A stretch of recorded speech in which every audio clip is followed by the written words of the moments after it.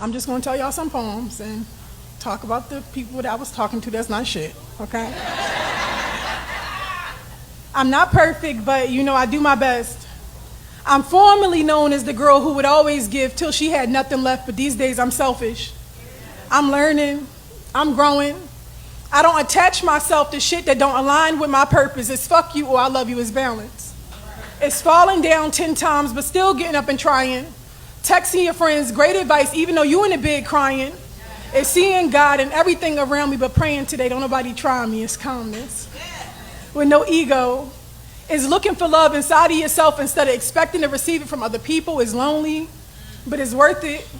Who said it would be easy to break generational curses? It's still loving. It's forgiving when they ain't even sorry. It's setting boundaries for yourself and still not feeling sorry. It's wild and free like jungles where wildflowers grow. There we go. Good brother. My guy. How you doing, man? I'm good, bro. How you, man? Listen, I woke up this morning, brother. I woke up this morning. That's a blessing as always, man. Always good. Always good talking with you. Always good seeing your face, good brother. And I always appreciate you taking time because I know your schedule's busy too. How's everything going over in on the West Coast? Everything cool, bro. One Yeah. day at a time. I know that's right. I know that's right. Well, I'm excited about getting our girl Maui on. I think she just hopped on the live right now. I'm about to get her on right now. And we're gonna get this combo started. Let's see. Let's get her on. 3, 2, 1. All right. She should be popping on now. If I did it right. There we go. All right. All right. Hey, y'all. Hey, Hello. Mike. Hello. My guy. How are you doing? I'm doing good. Thank you for having me today. Listen, thank you for taking time out of your schedule for and coming on. I know you're busy. I see all the moves that you're making right now. So I'm very excited to have this conversation with you. Thank you. And for those of you guys who are just tuning in, we have an amazing guest over here on Industry Anxieties. She's a 4-time relationship author and host of the Self Care and Chill podcast. She's a poet. She's been on several multi-city tours and that she's curated herself. Okay, curated yourself, all right. Along with helping other people self-publish and own books. So we have Maui the writer on here. I know there's a couple named Maui the writer and Maui the poet. I think you're both The writer names, is right? cool.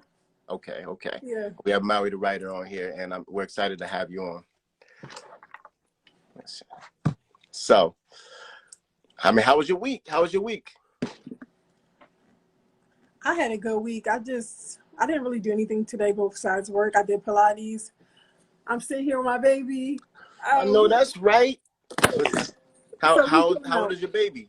She is 7 months. She's trying to figure out what is going on over here. Listen. Damn, I watch you grow up, Maui. Oh man.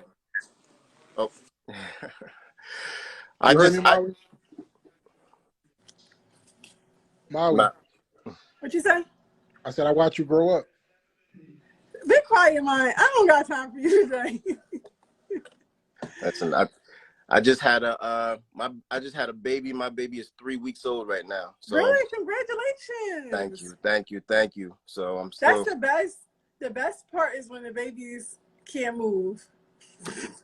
That's the best part, but it's the scariest part because my parental anxiety just be everywhere. I'm in one room and I'm thinking she's crying. I'm not even looking at the monitor. I'm running, thinking and she's like, if she's staying still for a long period of time, I gotta like push her a little bit to make sure she's still alive.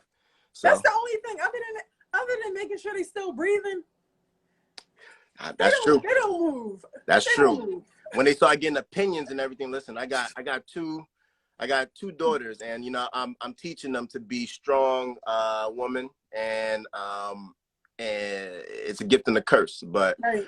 I want to make sure I am the foundation of what they are looking for a man, a significant other, and somebody that respects them. So, right.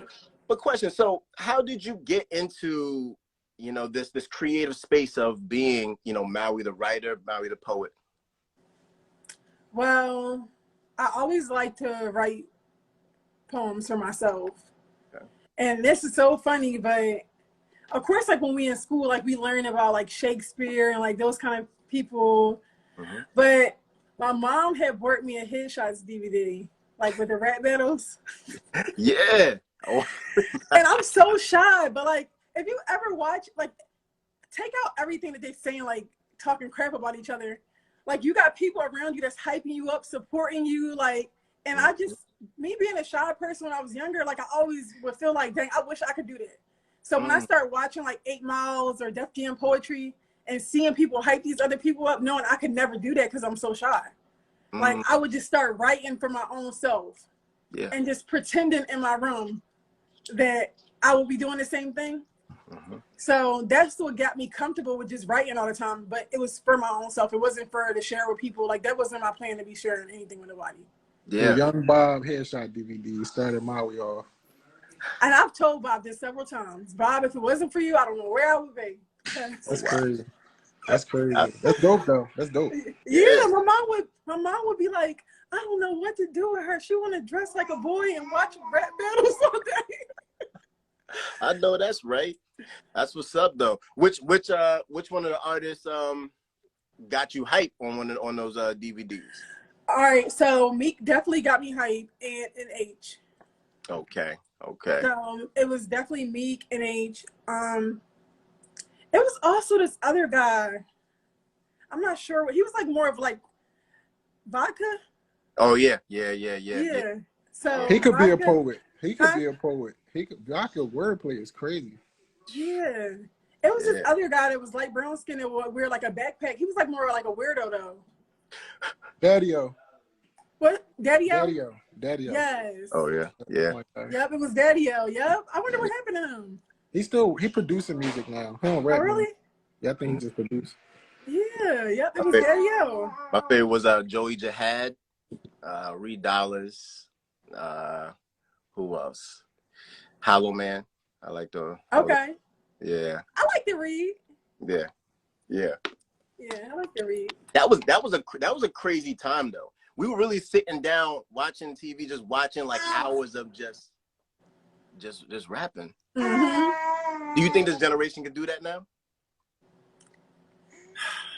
I was just watching something like I think it was called like the Music Box. Yeah. On like when it was talking about like how the music videos used to play on TV, like people used to go to other people's houses to watch the music videos. Yeah. And like even now, like I'll use stuff on my CD player. Like it's some people that want to hold on to the authenticity of certain things. Like I don't want to put a VR on my head. Like I don't. It's some things I just want to be in the moment of certain things. Like I want to enjoy things like still how going to the movies. Yeah, like still going to the movie. Like really, I think that it's some people that still enjoy sitting and watching those things. Cause sometimes like when I'm in a house, like if my man is watching like the rap battles with the people, like I sit there and watch it and it'd be making me feel like back in the day when I was younger. Wow. So when you're actually in creative mode and writing, what's like the things that inspire you? Like are you also looking at people's attention span as well while you're writing your stuff now, or? So of course with social media, I try to make my poem 60 seconds because I know that people's attention spans are very short. Yeah. So yeah, I can make longer poems because people ask me that all the time. Like, do you make longer poems? Yeah, but I know the attention span of people on social media. You got to get them just like that. Yeah. So it's certain poems that I make that are for social media and certain poems that are for my books. So it is poems that I specifically write just to post on Instagram because it's shorter and it's quick for you to share or just send it to somebody else or tag somebody. Ain't nobody going to sit there for this 5-minute long poem sometimes. Like, that's true. What was your most fire poem? All of them. No, that's right. All of them. Do you have a favorite one? Are you like those one you was just like, or are each poems like kind of just a certain part of your certain timeline where you were at like this when you were inspired? That's where you put that creativity. I like the poem. I got a poem that's for my son. That's probably my favorite because it's for him. Okay. But I don't think that outside of that one, I don't think that any of them were my favorite because I feel like they all are good. Yeah. Okay. That's cute. Maui inspired me to write my first book. Really? Yeah, I don't That he think was playing with. people might not know how close me and Molly really are though. Like, so yes, he Mine definitely was talking inspired me. about wanting to write a book for a while. Yeah, Let's hear. What's your book? it's out now. 10 Steps on How to Become an A&R. It's out. Bro, Just click the link in I the hear bio. that now. 10 That steps. he never shares, that you would not know. Yeah, I don't know. 10 steps on how to be an A&R. You People guys that gotta want to get pick that. his brain literally can go get his ebook and Yeah, get these steps. Maui and Wolf definitely inspired me to do it for sure, for sure. Yeah. Yeah. That's great. That's great. So what did they say? Like, what did they say that kind of was like, all right, yeah, I need to write this. Were they kind of like you know, holding you accountable on like deadlines? Because like writing a book is just like you got to be on your deadlines, and or else it's just gonna be forgotten. Yeah, I just think just to like have author, Mm. next to my name outside of A&R and just like really like being inspired by Maui and Wolf, when it come to that and actually doing it and getting it done, Mm. is writing Yeah. a book. I don't think it's for the weak at all. Like it No. took a lot. It's a It's lot. not. It's a lot, bro. Like Yeah. so, I just Yeah. wanted to always come back to Maui and Wolf like, hey yo, I did that. You know what I'm Wow. saying? And I did it. So yeah, And it's cool. sometimes How did? people don't realize that it's for you. It don't gotta be for it to be a New York Times bestseller. Mm-hmm. Like it's Mm-hmm. certain things that we could do that's just for ourselves. Like mine is so good and the music and all these other things, but he's good at fashion. Like he's good at helping people. Like we don't have to limit ourselves. Even if his book wanted to just be for himself, Yeah. it's keeping a promise to yourself and following through. I wanted to do it. I did it. I came. I saw. I conquered. And Mm. that's it. Mm. That's pretty much what it is. And so many people ask me how to be an A&R, and it's there. The book is there, but I think you 100% right. It was more so for me and checking off my goals in life. Mm. To be honest. Really? So there was one of your posts you put. You said, "I need all 5 love languages." Yes. That really hit me. I'm like, yo, because again, like a lot of times people think like, okay, which one is your love language? I've never really heard of it being said like that. So what inspires you on just kind of even coming up with that? So I hear people say all the time, well, my love language is affirmations or my love language is gifts. But you need all your love languages for you to be happy in a relationship. You might need them at different intensities, or you might need them at certain points in a relationship, but you need all of them. And sometimes I feel like people don't know what they are not getting. Yeah. And they think, well, I need more of this one thing. I need more affirmations. When no, you need more quality time. Like, and if they spent more time with you, you would feel more considered. If they did more small acts of kindness, you would feel considered. Yeah. Or if they touched you more, you would feel more loved. You would feel more desired. But because you walking around talking about your love language is gift giving, and they keep buying you gifts, and it doesn't mean anything to you anymore, and it doesn't make you feel loved, and you can't figure out why, it's because like it takes more than just somebody telling you I love you or somebody buying you things for you to really feel it. And it's okay. It's okay because when a person loves you, it's easy for me to give you all of these love languages. It doesn't feel like a job. It doesn't feel like a burden. So I need all 5 of them. Yes. And this week I'm on affirmations. That's what I need this week. I know that's right. I know that's right. Now, I know you have a great find with women as well. Do people hit you up just all the time, just like saying how much you inspired them, like how much your book inspires them, how much your podcast inspires them? Like, do they hit you up? Yeah, all the time. Yeah. Was there any story that kind of hit you and you were like, yo, I'm really impacting lives? Yeah, I think it was maybe like 2 years ago. I was going to Nordstrom Rack, and the security guard there was like, I read your book. Like, and she had her book that she would read on her lunch break. And she was like, this book helped me so much. And you think that when you're doing something, like I write my books for myself, but Mm-hmm. Of course, I wanted to help people, Mm. but it's just things that I've learned. Yeah. So when the security guard was like, I love your book, and like she was so hyped to see me, I'm like, dang, like my books really mean stuff to some people. Like when people talk about how much they enjoy the podcast or like they really needed to hear something from a poem, it lets me know that I'm living in the purpose that I'm supposed to be living in.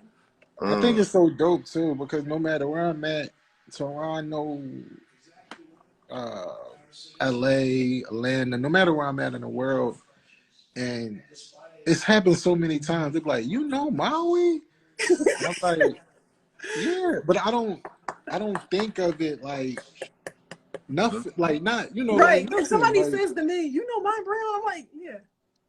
yeah, So I'm just, maybe like because we real friends, so it'd be like, Yeah. I don't. It's crazy because Maui is really funny to me. Like she's funny.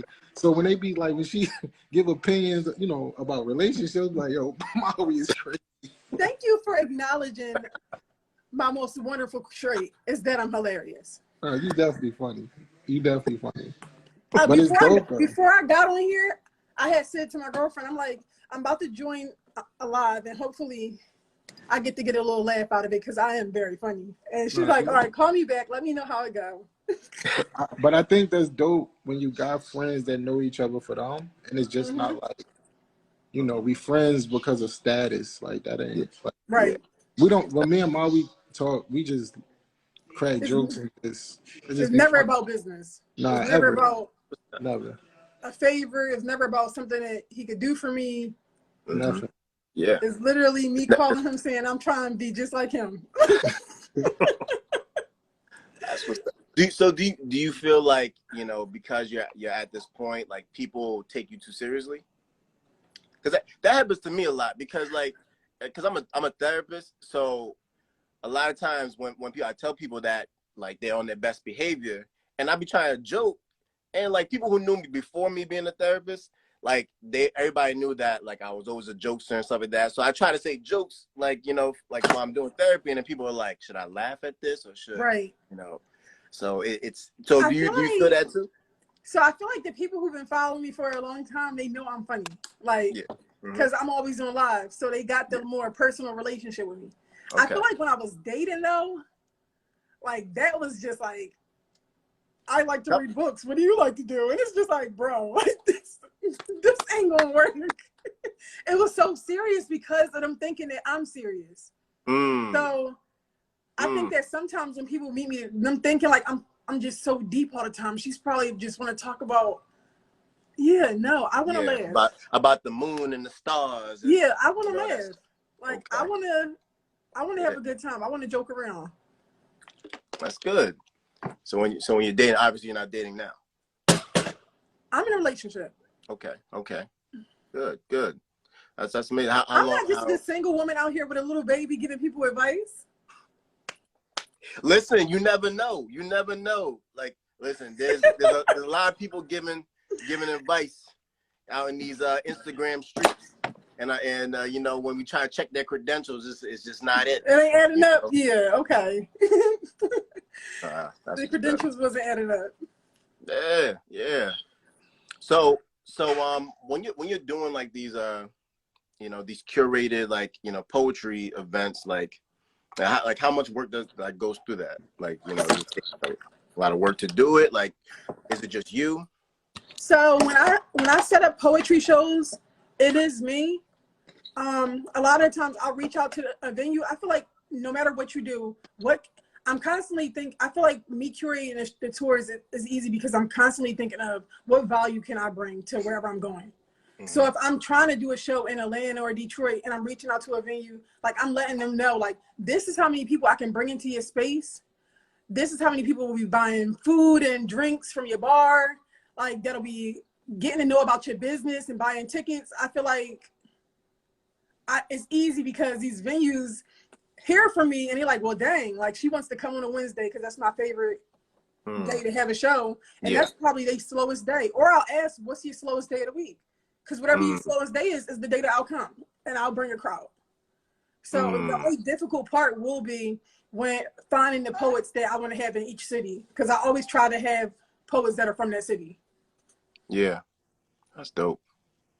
That's So dope. that's really the only part that's like a little tricky is reaching out to really good poets from that city. Mm, mm. Do you think is it hard trying to find poets? Normally I can make a post and say like just send me some poets, but I feel like I'm very picky with since the show.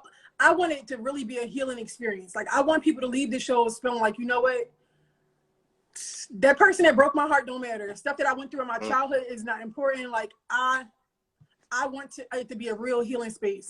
So it's certain things that I want the performers to do or share or be vulnerable, or me knowing that you take your craft really serious because I take mine serious. So it's just certain things that I feel like I may just be like a little strict with how I need to go. But it's because of the value that I want people to experience when they're there.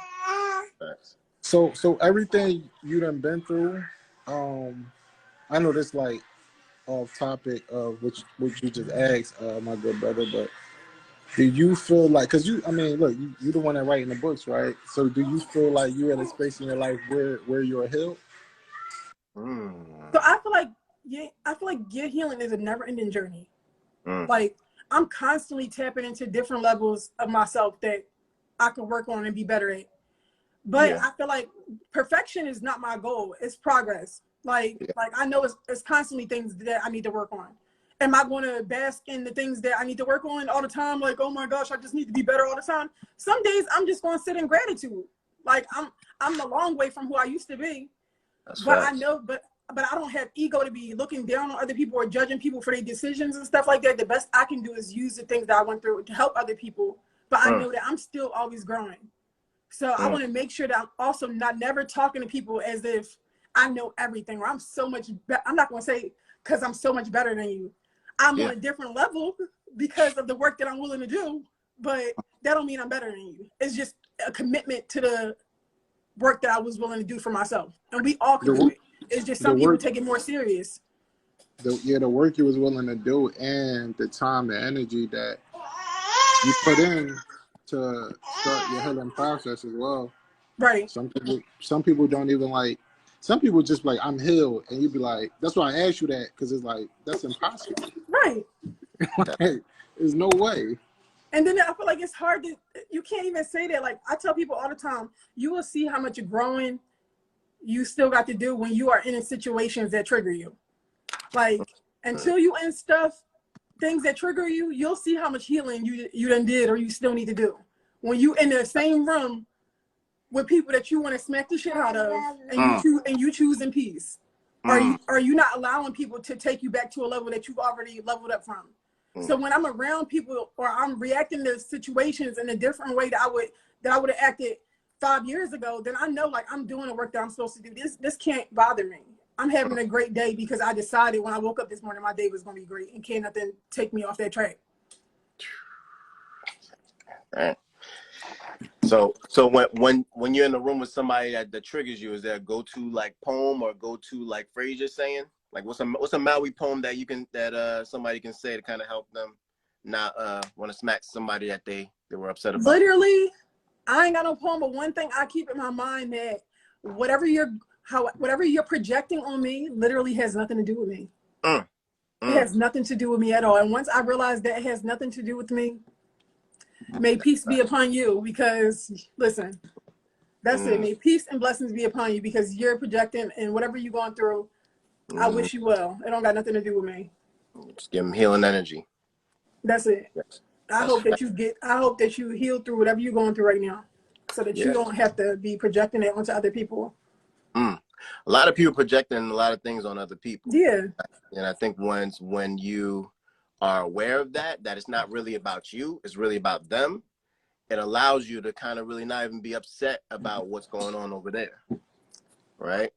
It allows you to not even be upset, but I can give certain people grace because had my feet been in the same shoes as yours, I could have very well been exactly who you are right now. Had I experienced the same things you've experienced in your life, I could be treating people like that too.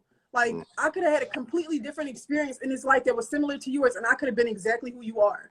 So I feel like that also allows me to give people grace. Like, I don't know what you're going through. I'm just going to assume that everybody is fighting a battle that I don't know nothing about, outside of the fact that some people is just mean and miserable.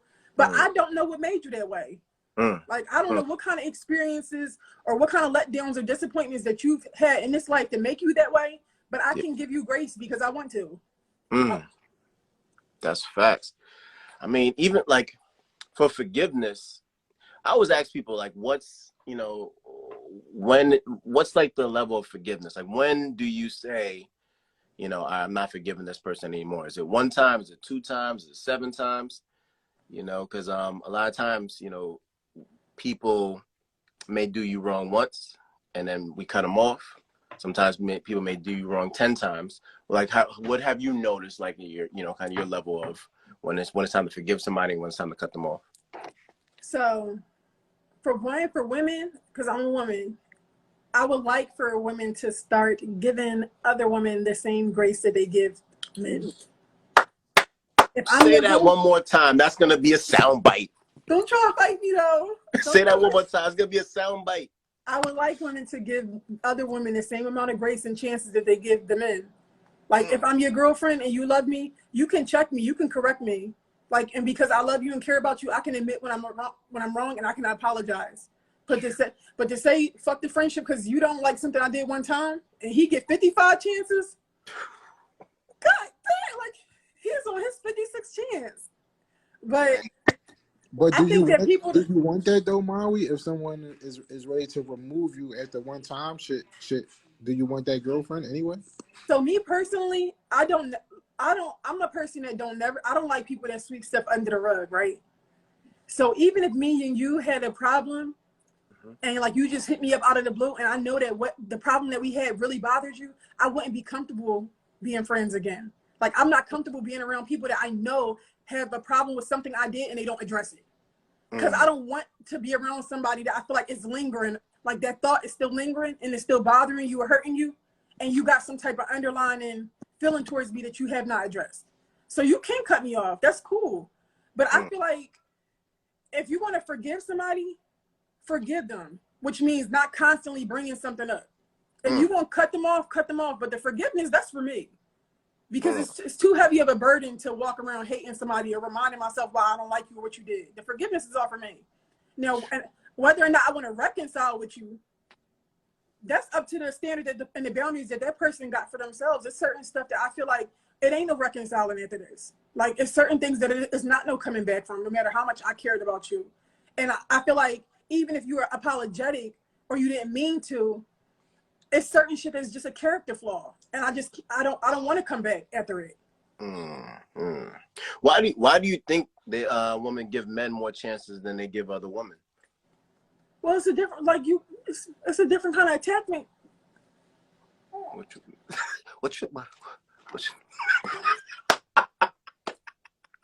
It's a different kind of. It's a different John. It's a different. The whole different ball game that's going on over there. Like, a different John. Like, it's a whole, listen, I can't do what your man doing, so I get it. Like, I get it. But also, it's different with females too, because it'd be like a lot of like jealousy, you know. So it'd be kind of different with females, and I think a lot of females too, like they might not have been raised the correct way, and they still trying to get to learn themselves, and it's like, so I was just reading the book Sacred Woman and she was talking about like the relationships that women have with other women. So much of the relationship that they had with their mother will show. And when you hear girls say like, I don't get along with other girls, or like, I don't like hanging around other women, or I only get along better with men and stuff like that, it's a certain femininity, softness, vulnerability, emotional intelligence that's coming into having connections with other women. Like, you see what I'm saying? And it only shows that I'm not able to connect with myself on that level, that I can't connect with you. Or I've been disappointed by the important women in my life, that when it comes to other women, I have my guard up. I'm assuming that they're going to stab me in the back, talk about me, like have sex with my man. Like, I'm just prepared for the worst out of women. But when it comes to men, I'm giving them grace. Even if I ain't have a daddy, even if he was the first person to break my heart and let me down, I'm still giving men grace because of the relationships with the women that I have in my life. So because the mother was giving her due grace and the child seeing that, so right. it's a domino effect. Yeah. It's rough. It's the same way a lot of women, and it's not like there's so much healing and unlearning that we got to do that, because it's not like our parents are intentionally doing this, but it's just like when single women teach their daughters how to be independent and not need nobody, but you don't teach her how to be receptive to love or to love anybody else. That's like fair. You teach her how to make it through this world and never needing somebody, never having to depend on somebody, but not how to ever be receptive if she's being loved. Wow. That's you know, something just came to my mind because I was telling my, every week that, I'm trying, my goal is to try to be the first therapist signed to, Columbia Records, right? So I try to think of a therapeutic bar of the week. Okay. And this just brought up to a therapeutic bar that I got. And here it is. It's great to be hungry, but when you're starving, everything looks appealing to you, even things that's not good for you. 100%. Bars. So put that down there, Mark, right? Bars. So, bars. So I think a lot of times there's a lot of forgiveness is because we're starving for that love, starving for that attention. And when we're starving for something, we're forgetting the red flags. The red flags are looking like Six Flags, right? We're just ducking these red flags because we're like, man, there's not enough of these men out here. There's not enough of people that can love me. So I'm just going to ignore all these situations and just still push through. Right. I agree. Yeah, man, that's crazy. That's crazy. So, I mean, go ahead. Even if like whatever it is that like if whatever you've been deprived of for a long time, whether it's intimacy, companionship, and you have this raggedy ass man come into your life that don't offer you nothing, but he willing to come over every night. I'm starving, and that look good. That companionship, that look good, because I didn't have it in forever. So yeah, he is giving me bare minimum. He ain't taking me nowhere. He ain't buying me nothing. He ain't romancing me. But at least he coming over every night, and I ain't had that in a long time. So here we are. It's rationalized, right? Because they be around these what they call them, hobosexuals. Homosexuals. They lay it down just for a place to stay. You know what I mean? And a lot of times women feel like that's all they got. Right. So the question is, how do we expand that mindset? Like you being a woman, you being an empowered woman that empowers other women. When someone comes to you about that, like, hey, like I got this man, he cheated on me like 56 times, but I told him to stop, and I think he's gonna stop this time. What do you think I should do? What poem should I listen to? You always say what poem. So, and that's a lot of people's story. Like somebody, I know that if you keep taking somebody back over and over, people don't value what they aren't afraid to lose. So once a person know that you love them more than you love yourself, and you'll always choose them or find a reason to rationalize how they treat you or what they doing, what you gonna cry for 2 weeks and take them back? There's no real repercussions for what they do. So they're not afraid to do what they're gonna do. They're not afraid to cheat or break up with you for a week and go have sex with somebody else because you take them back. So I feel like some of us just need to learn to stand firm on our boundaries no matter how hard it is. Like, and no matter how much I care about you, I'm gonna choose myself. And I get that's not easy for a lot of people that have been choosing other people for a long time, who have been okay with getting the short end of the stick, who have been okay with being halfway loved. Like for them to finally stand firm on their boundaries and choose themselves, it's difficult, but I just feel like just take it one day at a time. Like waking up every day, making a conscious decision that I'm gonna love myself. Like this don't feel good. Getting hurt, getting broken up with, like getting treated like crap, that don't feel good.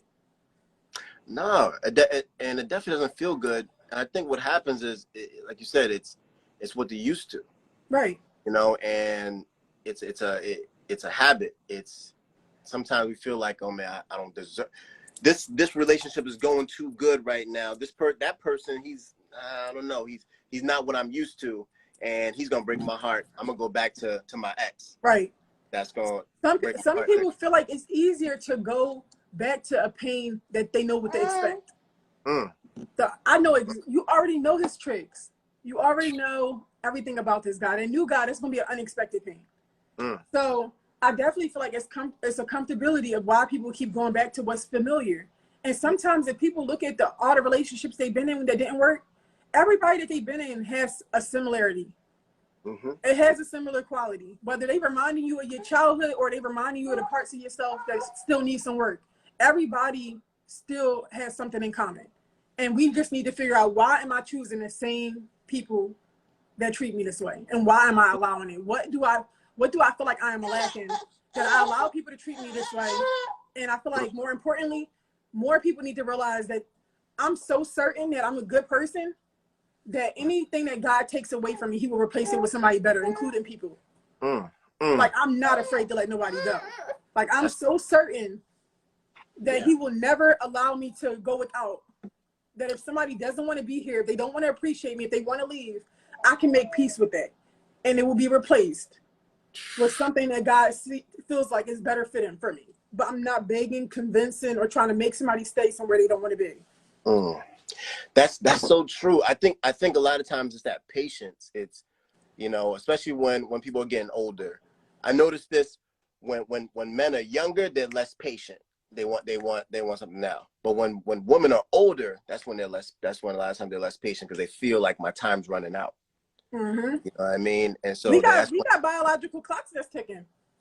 Yeah, that's facts. Biological clocks are definitely ticking, but it's like, listen, you know, do you want to speak? You want to, because your clock is ticking, you want to do that bad choice right there just because your clock is ticking? You don't know when the clock is gone, but doesn't mean that we have to make a bad choice just to settle. And I think that's what happens. I think people settle a little bit too quicker than they're supposed to. And I think people don't realize that the more that you know about yourself, the harder it is to find somebody that you want to be with. And I think that sometimes people think that it's something wrong with them. But of course, if your standards was lower and you didn't know yourself, it would be easy to be impressed. It would be easy to find somebody to be with. But because you know what you like, what you need to be in a relationship, what you need to be happy, because you are so conscious and you know all of these things about yourself and how you love, yes, it's taking you a little longer. You could have been settled if you wanted to, but you don't want to. That's facts. Do you think women are settling less now than they were, like, you know, a couple of years ago? Because I hear there's like two different debates. Some people are like, what's going on? We're talking about settling and women settling. And when I was asking, I was like, you know, are we noticing that women are settling more now, or were they settling more, you know, back then? Ain't nobody selling it right now. I definitely think right now women they're being more vocal about what, not selling with what they want. Exactly. But it's cool to say what you want, but my whole thing be with that, like, you telling me what you want, you don't even know who you are. So and what are you bringing to the table? Because it's cool to say, like, oh, bro, like all of, like, you know, the society stuff, what these girls got and what, bro, what's your principles? What's your morals? Like, what that look like? One thing I feel like, because y'all men love to say, what does she bring to the table? No. That go for both. I agree. Hold on, I'm ready for the spoken word. Go ahead. Yeah. The table. Look at my own table. That's for one. And you can see what I bring to tables. So I feel like men know who to play with, okay? And they know who they got to come correct with. Y'all been with women before. You know what women is not going to tolerate certain things, and which women is going to expect a certain thing out of you. So I feel like when we have the conversation of what does she bring to the table, get to know her. Look at what she's done for her own self. Or how does she treat you? How does she treat other people? And I'm not talking about and you pay attention to what's your values and what you pay attention to when dating, because a lot of these men, oh, she dropped this or she got this. And you need a woman that is soft, or you need somebody that has emotional intelligence, or somebody that is nurturing, or a good mom. A lot of people are so busy focusing on stuff that's not even important in relationships for them, or that's not even the basis of why their relationships never work. The same thing with women. They running behind the guys with the nice car, or he got a chain and stuff like that. The problems that you've been facing are that you keep choosing emotionally unavailable men. So why do we keep chasing after the guy with the Benz? That has never been your issue in relationships. The issue has been that you keep going after men who do not want to be in relationships, that do not want to express his feelings. So when we talk about like, if a man ever asks me, what do I bring to the table? What do you bring to the table? Be around me. Look at what I bring to my own table. What do you feel like I can do to add value to yours? What's going on in my own life that you feel like will add value to your life? Because I feel like whenever I'm with somebody, or whenever I'm friends with somebody, I'm adding value. I feel like so many people are walking around with the mindset of like, what can I take, or what can I get, and not what can I bring. And that's why people, listen, nobody's trying to get taken advantage of. Nobody want to be used. So everybody's focused on what can I take. Nobody is thinking of how can I add value, or what can I bring. If you meet somebody that already got a whole bunch going on for themselves, that should be your mentality. If you want to be with a man that is successful and he has a lot of things going on for himself, how can I add value into his life? I'm sure a lot of people want to be with him. I'm sure that there's a lot of women that is attracted to him. What can I do to add value to his life? Or am I just going to be another one that's begging for a date? When you going to see me?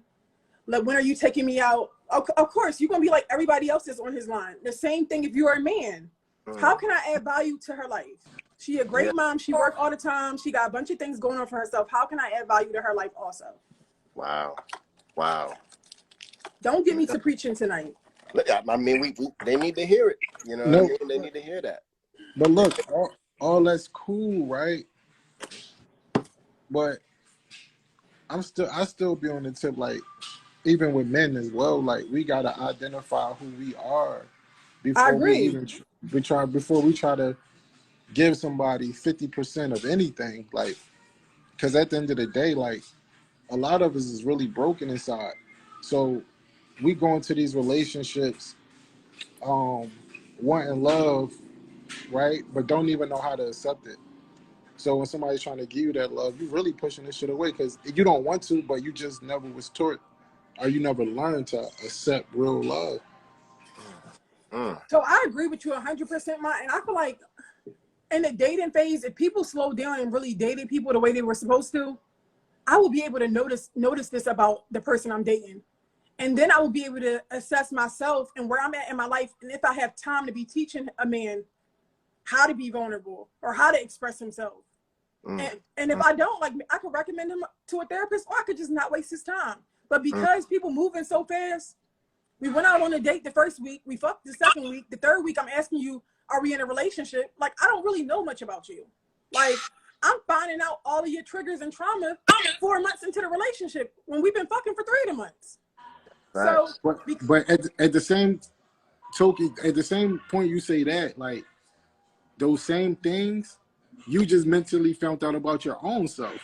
Right. Too. Like, your likes and your dislikes, your healing process. So that's what I'm saying. Like, before we even get there, like, we as individuals, we gotta really heal and really understand, like, you know, where did this stuff come from? Because if you was being abused, well, if you seen your mom be abused not your whole life, but, you know, as a child, and then you get an adult, as you become an adult, that might be okay with you to let a man put hands on. Yeah, absolutely. That's facts. I mean, because it's normalized. So, and it's familiar. So you're more likely to gravitate towards a person or a situation like that because it's a familiar situation. If you are not aware of that, if you have not done the work, and you're right, you definitely got to work on yourself. You got to heal yourself, and you got to date yourself. A lot of times people are really, they're really scared to date themselves. They're really scared to be by themselves. And if you don't know what you really like, then it's really difficult for somebody else to really, you know, be able to do that. So it's I If think you I don't, think I think one of the most scariest things is looking yourself in the mirror. absolutely, 100%. absolutely, I I feel agree. like, and when I went on my self-love journey and I had to start dating myself, like you said, Mhm. and when I think of the relationships that I was in before, anything that I ever said that they had to do to make me happy was really me just freestyling, assuming that this Yeah, shit would make me happy. Like you, that's and then ended up getting it and still not being satisfied. So when I decided to, like, you know what, I don't want to be with nobody. I want to just be by myself. That was one of the hardest things to do, like, because like I said, like I had to look myself in the mirror. There's nobody for me to blame no more. Like I When got, was that process? it started in like 2016. For the whole year of me, like, I don't want to text nobody. I don't want to be like, I got all my worth from my relationships. So it was 16, 17, and then when you met your boyfriend now, all that prepared you So I, for this, right? I so could be okay, wrong. I dated in here, like you, but I was dating intentionally later on down the line. But the version of myself that he got, nobody got before. Like, No, because I see the difference though. That's what I'm right. saying. I see Nobody the got this difference. version. And nobody got this version. And you realize how much easier relationships would have been if you would have did more work. You would have you realize how easier conversations can be. How forgiving we can be. How I can talk gently. Like I can get my point across and be gentle. I don't have to be aggressive. I don't gotta emasculate nobody. Like I don't gotta do any of those things. But spending that time by myself and dating myself, it made me realize that I am enough for me. And anything that anybody gives me is extra on top of what I poured into myself. So I'm not running around the house talking, you didn't call me beautiful today, or you didn't do this for me today, because I'm literally showing up for myself in so many other ways and being an individual that everything is extra. Like, and everything that I pour into him, because he's an individual also. And I feel like remaining an individual when you are in a relationship, have things that you like to do, have yeah. your own life so that we can have something to talk about. I Mm. Lauren don't marry London somebody said. Lauren London spoke on that. I think that was dope. When she spoke like, on, she had to understand Nipsey was a human being, and she had to let him be a human being. do the things that you love and like to do. Like, I Yeah. feel like one of the most challenging things in my relationship was last year when my man went to go play basketball overseas, and he was like, what should I do? I'm like, you gotta go. Yeah. Like, Yeah. because you are your own person, and this is what you love to do. Like, I love you too, but I love with no possession. Like, Mm-hmm. like you're That's not a thing for me to just put in my pocket and don't go nowhere. Like, I would love that, but I couldn't even live with knowing that it's something that you wanted to do, that you love to do, and I tried to talk you out of it. But because of how I feel about you, or because I'm so attached, or because I'm not an individual, and I couldn't function if you wasn't around me or we weren't in the same space. FaceTime me when you get there. Like, I was sad on FaceTime every day, but I need to know that there's stuff that you love to do and stuff that you would do anything for, because that's how passionate you are about it. it all goes down to validation, right? There are two types of validation: the external validation, hey, you're amazing; the internal validation, hey, I'm amazing, right? A lot of times when there's not enough internal validation, you giving yourself props, you're only seeking that external one, and that's when you're like, why don't you tell me I'm pretty? Why aren't you doing this? And because that's the only way you can feel enough. Right. So that's why we're talking about dating yourself, so you can increase that internal validation and have that balance. You know what I'm saying? Because you don't want to have all internal and not enough external, because then you're not listening to your partner. Right. So it's about having that balance of both the internal and external to be able to have a really healthy relationship. And You know what I mean? And people see that, people feel that. You I know? feel like even like with social media, like when you feel like some people are like just doing stuff for like attention or like likes and stuff like that. Is this, asking myself, is this for me or is this for ego? Like, Mm, who wants this right now? that's Spirit facts. or ego? Like, am Mm, I doing this shit right now because it's gonna get some likes and comments and stuff like that? Or do I feel like this is something that somebody needs to hear? Or that's this is facts. something that I care about and I want to share it? Or I look nice today and I want to show people how nice I look. And it don't matter if I get 2 likes, because That's I feel like I look beautiful today. yeah. Not because I feel like I'm gonna get 500 likes. If I get 2, it don't matter, because I still felt like the most beautiful girl when I woke the fuck up, and I'm keeping this. I know But- that's right. Just think how many people I know. So many people that feel real depressed when they put a post out and don't get the type of likes that they right. want. I'm And not. This not whole matrix. real I'm not living it here. Yeah. Like I'm going to post the things that I like to post, and that's why like majority of my posts, like I hide the likes. Like if you like it. Don't like it because you seen people that you know liked it, or 10,000 other people like it because you resonated with it. Nah, but you did the work, and I think like that's why I'm keep coming back to that, like about really doing the work, because we all really got to do the work to go to the next level and understand, like, you know, especially this generation, because you could go on Instagram right now and you might see Chloe Kardashian or Kim with something, and it's like, oh shit, I want that. And then Beyonce might post something like, oh, I want that. Then Maui might do it like a poem about being a strong black single female. Now they on that tip. Then Nikki, then you got like the city girls, like hot girl, some whatever, and it's like people get caught up, and it's like they don't know who they are. I want to be like a little bit of everybody. Like, who am I today? Right. Social media filled with identity crisis. Like, that's the biggest battle. That's the biggest battle in life. Going in the bathroom or looking in your bedroom and you staring in that mirror, and you got to really identify who you are. That might be being comfortable. Being comfortable in my skin. Being comfortable with what I bring in. No matter what room I walk into, I'm comfortable with who I am, what I bring, and how I'm showing up. And I don't feel the need to be a chameleon and switch for nobody. Yeah, and listen, people feel that energy. People feel that energy when you that confidence, that self-love is there, and you'll start moving different.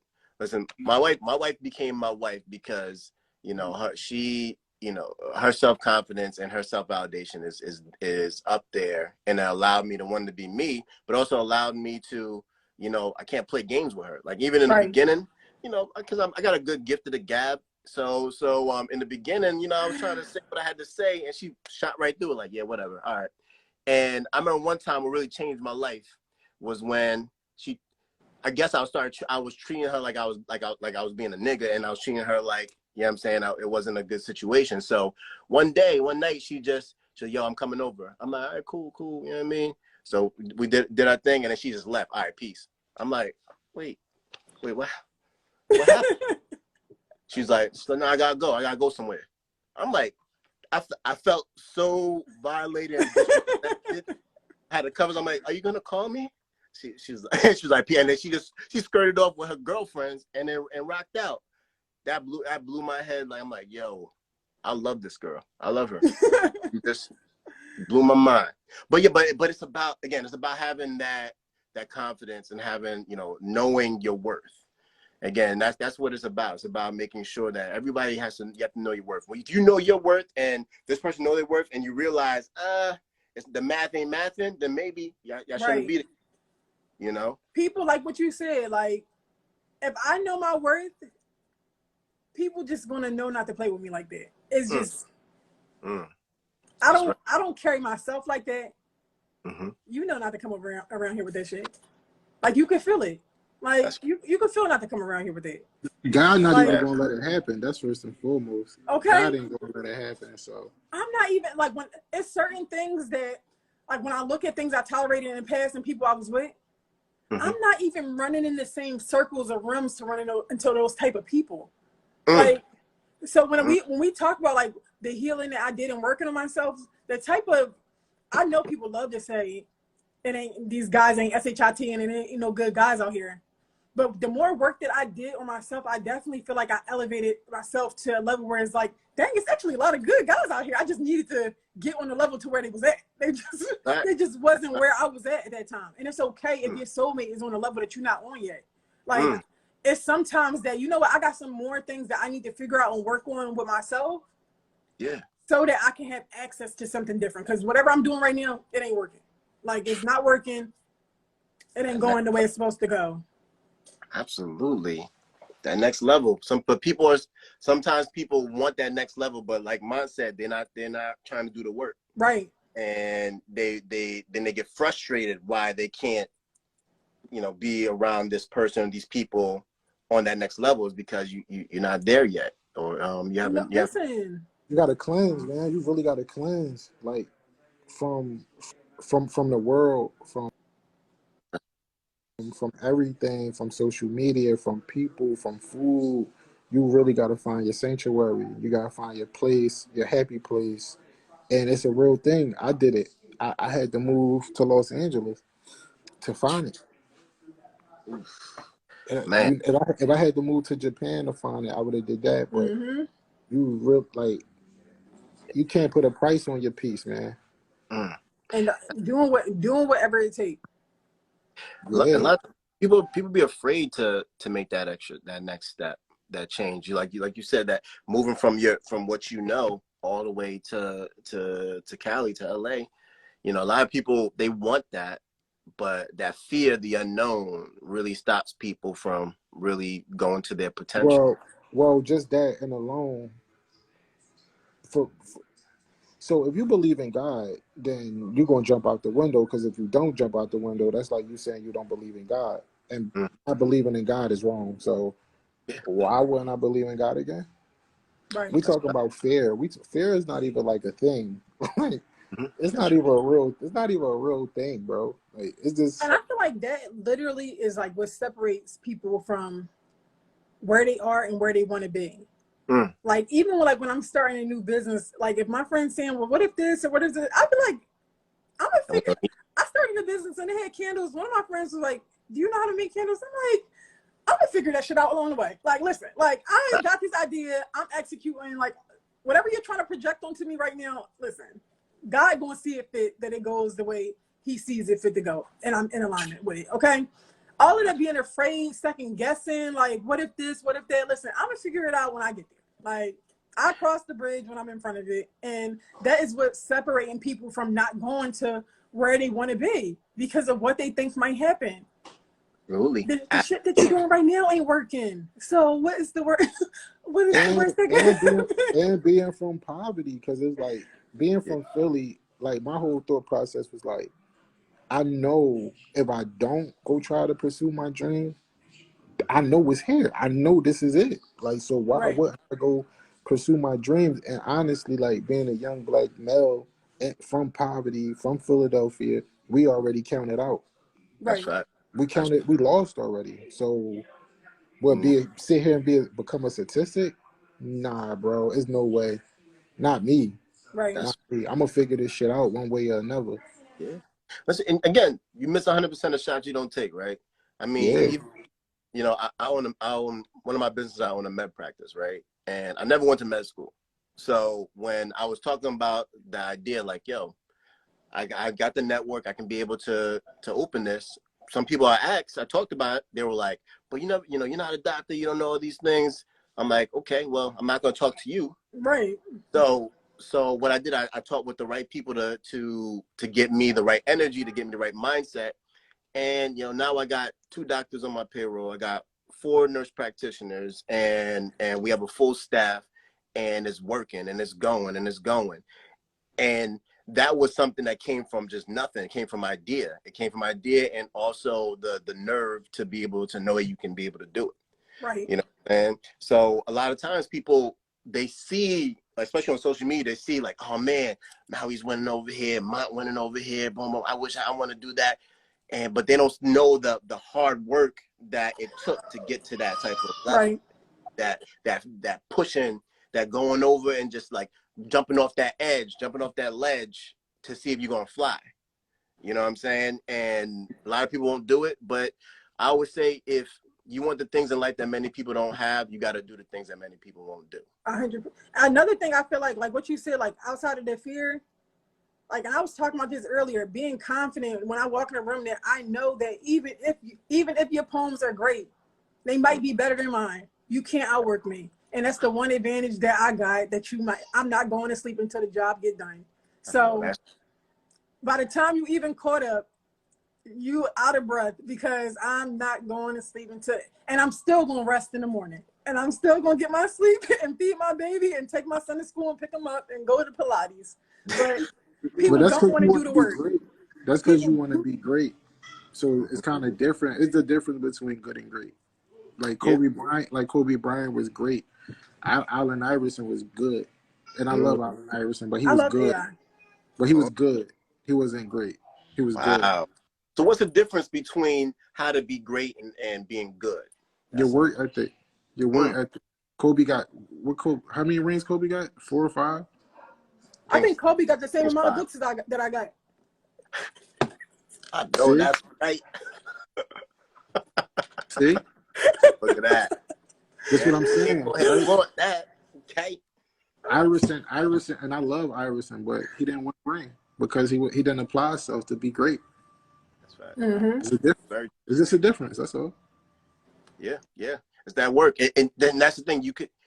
I think I saw like it was some meme that said the cheat code is just work. The People work always want to know, ethic. oh, what's the cheat code to get here? Ain't no the real cheat code. You gotta put in the work. You gotta do the work. And I feel like seeing it through. Like, I feel like people give up when they don't get the results fast enough. Yeah, That is okay. Like, I'm yeah. going to see it through. Like, even Mm-hmm. like with writing a book, of course, like mine said, like, that's not the easiest thing in the world. But when I wrote my last book, I'm like, dang, like, I'm in a relationship. Like, I love spending time with my son. Like, I take him to school. I pick him up. Like, how can I make this fit? And like, okay, when after I do everything I need to do in my household and I cook and everybody's in bed, my shift was 12 in the morning to 5 in the morning to work on my book and get 3 hours of sleep and then wake up and take my son to school. But that's the shift that I created for myself to work on my book. If Yeah, you want to get it done, you're going to get it done.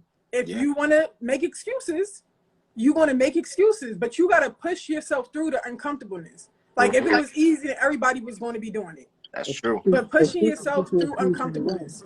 Excuses get your excuse from the wrong. Say it again. Excuses get your excuse from the wrong. That's fact. Exactly. That's facts.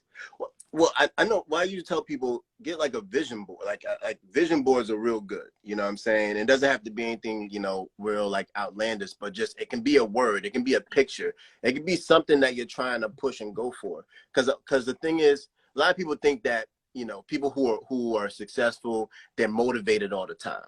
But motivation does not last forever. But when motivation goes away, that's when discipline takes its place. Can we keep it just to the? Let's just keep it a bean real quick, right? Yeah, yeah. You gonna die in 30 years. Yeah. Period. I hope. Sheesh. Bro, that's what it is. So for the next 30 years, what are you gonna do with your life? Bro, Mm. I feel like I got at least 50 on me left. Shit. Listen, I got at I least a mean, 50 ball. I ain't gonna oh, hold You're you. not just Maybe 30. I might got 30. I don't know. You know but what I that's mean? the reality. That's the That's a fact. reality. That's the reality. For some people, yeah, I get what you're saying. I get the gist That's of the true. message. That's true. 30 years from now, people 60. Yeah. So yeah, come on. I don't see a lot of people working out, taking care of themselves. No. That's So facts. you can't tell me if you going to the club, you doing what you doing, and I ain't look. It's all good. You telling me you about to have greatness? No, you gotta apply yourself, bro. That's And true. don't be like, I feel like another thing is don't be afraid to not impress the circus and stay down for a little while. Like to get where you want to be or where you see yourself going. Hey, baby.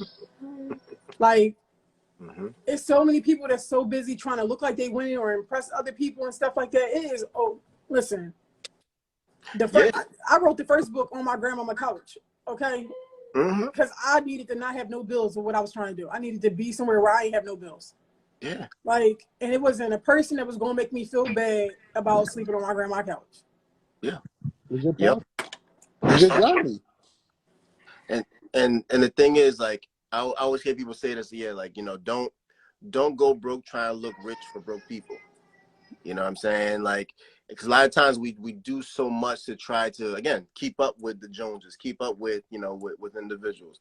And like, again, the people who, I mean, we've all talked with people with a lot of affluence, a lot of money, like a lot of those individuals, like, they know where to allocate the money is. And a lot of times it doesn't have to be just with just the exterior, you know what I mean? A lot of times it is the bank account. And when you have that discipline, you're able to accrue so much more different wealth. Because we talk about like, yeah, generational wealth, 7 streams of income to be a millionaire, boom, boom, boom. But then you know, once one of your businesses is starting to pop, okay, I'm about to buy this, I'm about to flaunt all of them. But then if we all know being an entrepreneur, there's ups and downs. So you spend all your money trying to show people how you winning. Now you have a bad month. Now you hurting. So and that's still the mentality of seeking validation. If your first thought is to go shit on people, like it's no, I don't need to be on the social media trying to prove to people that I'm successful or I got this at all. Like everything that I love the most live in this house with me. These are the only people I'm trying to impress. So when we get on social media and like we still looking for that validation, like we still trying to prove to these people that I'm good enough, or look how I grew up and I came from this. Like, is this ego talking, or do I really, or is this for motivational purposes only? Like, is it? Because real. We love covering the ego up with motivational purposes only. That's facts. That is facts. That's very true. You said, I think that's gonna be a soundbite right there. That honestly, that's why I'm glad. Like, I did a lot of giving back to the community when I was broke, and everybody know, like, oh, he been doing that, so he not doing this just trying to like a cool thing to do. I've been giving back to the community since forever. Since people was giving back to the community. Yeah, so okay. I'm 12 years in, so that's why you got to do stuff from the heart. You know, and I'm so glad. I'm beyond glad. I just was doing it when I had nothing to give, bro. But that's so true, man. And again, that just shows the genuineness, you know, and that's something that, you know, a lot of times in this time today, genuine, you know, actions, sometimes it's hard to find. So when you do find genuine people, it's great to hold on to them and really continue communicating. That's why I always enjoy having our weekly conversations, good brother. Because again, you know, listen, because I do what I do, it takes 15 seconds for me to really see people's intentions, and you know, so I can tell when people are genuine, and I always like to surround myself with people with that good energy. So I appreciate you, brother. I also appreciate you, Maui, because you are also a genuine person as well. For sure. Oh, thank you so much. For sure. I am quite likable. That's right. You know what I mean? When I was telling people you were coming on, I had like three or four text messages. Oh my gosh, I can't believe you got her on. Wow. And like, so a lot of people were really excited to even just kind of see you and have this conversation, because I think you do touch a lot of people's lives. No, you really do. It still be bugging me. Give me my flowers so I can smell them, please. Nah, you definitely get them, man. It really bugs me out when females be like, I love Maui. I just be like, yo. All Maui want to do is joke all day.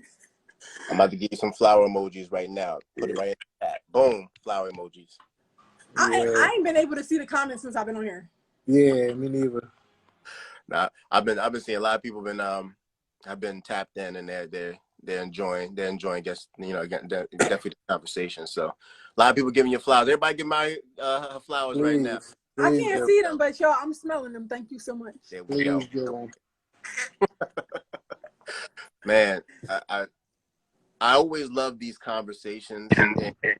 And this is the third week we've been doing this, and as time goes on, it just gets more and more not only organic, but it just shows the depth of each person that we're talking to. And I love that you added depth to what we're trying to do, and we're trying to continue to put you just humanize people in this industry.